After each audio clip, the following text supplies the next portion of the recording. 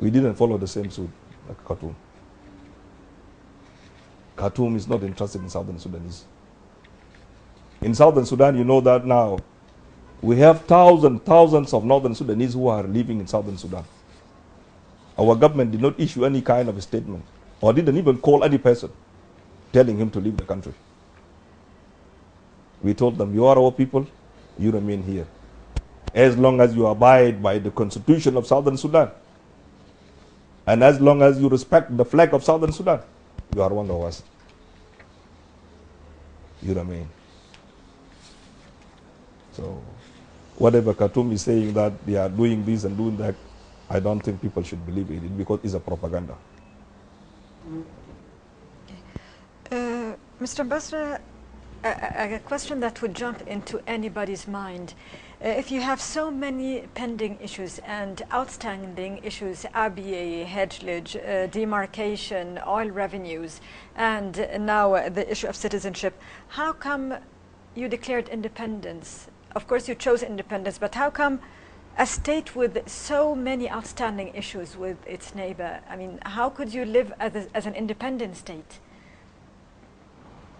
You know, we are independent.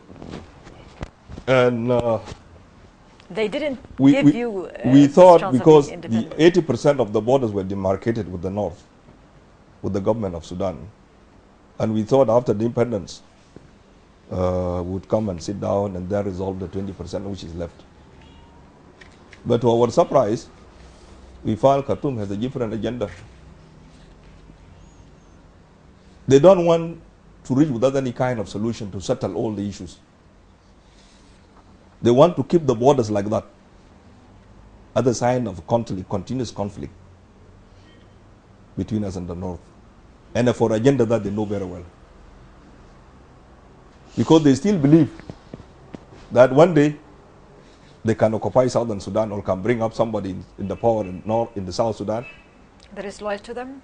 That who is going to be loyal to them. But these are wishful thinking. South Sudan is an independent nation, and there is no way Southern Sudan can come back to have something with the North. The people of Southern Sudan, they have agreed in a referendum. That is the will of the people. The people of Southern Sudan, they have agreed in a referendum that we want to determine our destiny. It's only the people of Southern Sudan that can reverse the decision if they wish. But by Khartoum trying to occupy Southern Sudan, that's a wishful thinking. I am happy as a Southern, and I'm very proud that we have an army, an SPLA, which is a very strong army and is ready to defend the people of Southern Sudan and defend the territorial integrity of Southern Sudan. Sending people loyalists to go to Sudan, to South Sudan, to topple the government is also wishful thinking. They can never succeed. No matter what they do, they will never succeed.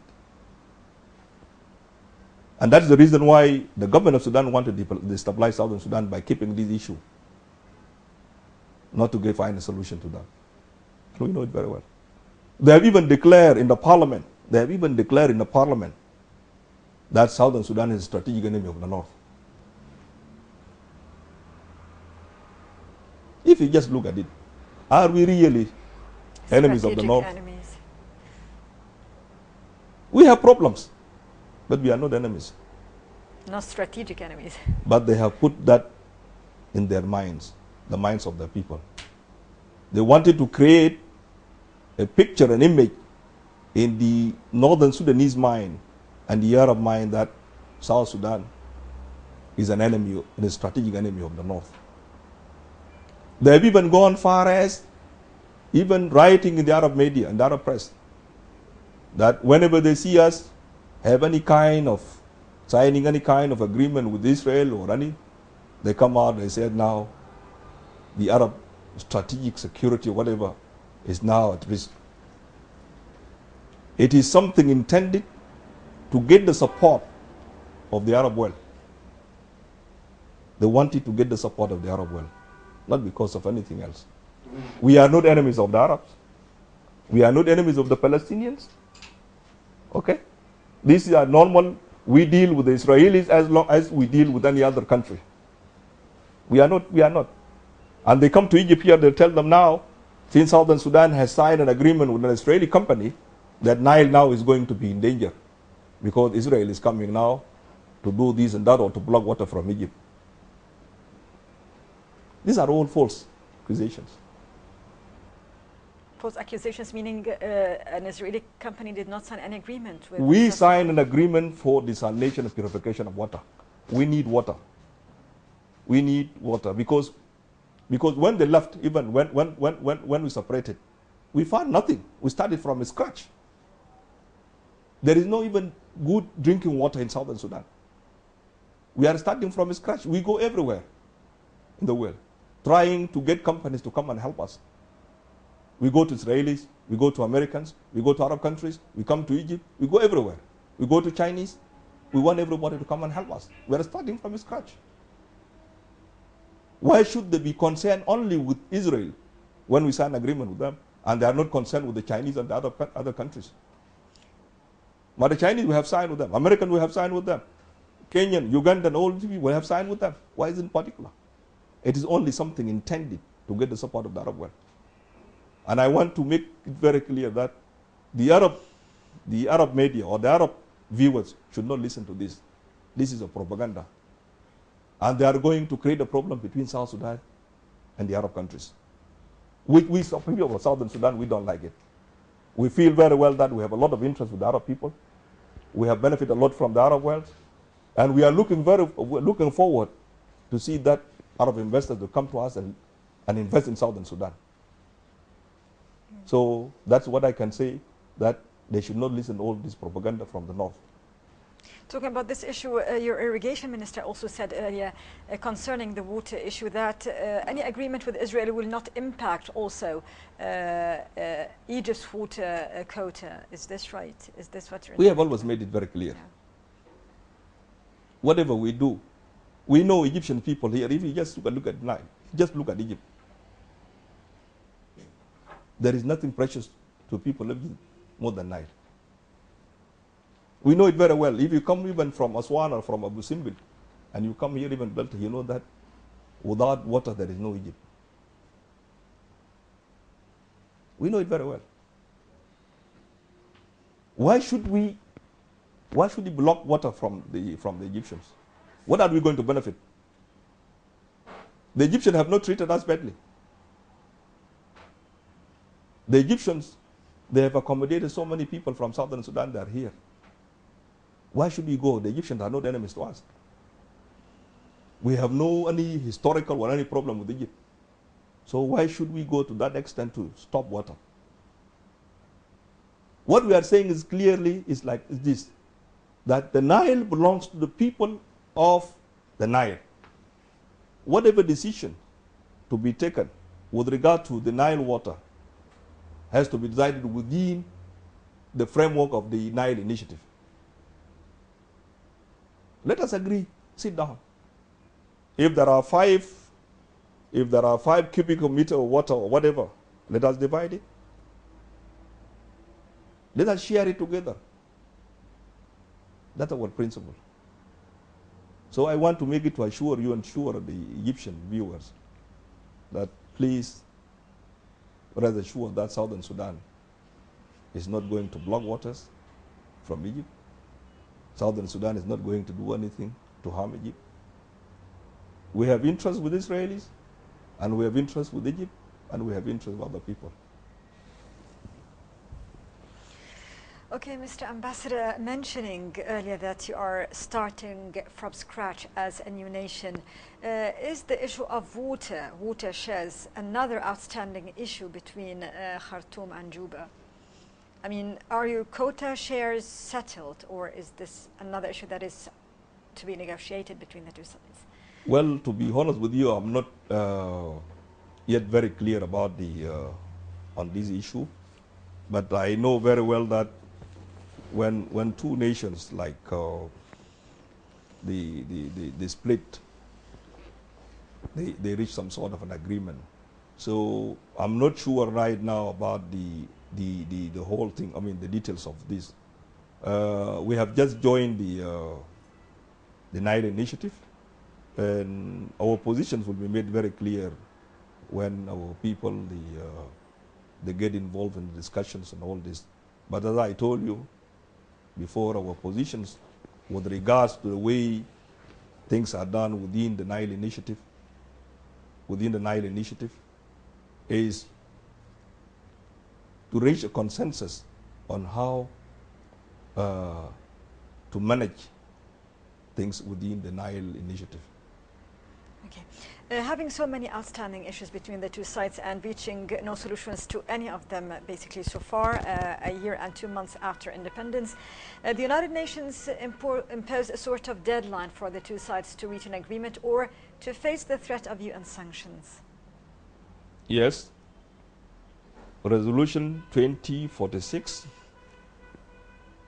gave the two parties, South Sudan and the Republic of Sudan, a deadline up to the 2nd of August to resolve their pending issues. And last August, I mean 3 days ago. Yes. Yeah. And the issue of sanctions, that depends on the African Union or the President Thabo Mbeki with his group to decide whether there's any breakthrough in the discussions or not, in the talks or not. If they see there is breakthrough in the Security Council might extend the deadline to look into the issues. But of late, there are good news of an understanding that we have reached between us and the North on oil. And the delegates of the two sides, our delegate and the delegate from Northern Sudan, are going to meet again after 2 weeks after Ramadan to finalize the remaining issues. And should there be need for a summit to convene, then President Salva and then President Umar Bashir might meet in Addis Ababa or anywhere else and may decide to conclude a comprehensive agreement on the outstanding issues. You said there is a plan for the two heads of state to meet within the coming 2 weeks. Well, that is subject to the conclusion, to reaching an agreement on the pending issues. And do you think this is possible to reach a resolution? Well, I cannot make any predictions regarding that, because what I know very well, what we discuss with Khartoum today, tomorrow they might change it. So there is nothing real I can say about it. Until the agreement is signed, until everything is concluded, then that's the time I can say something about that.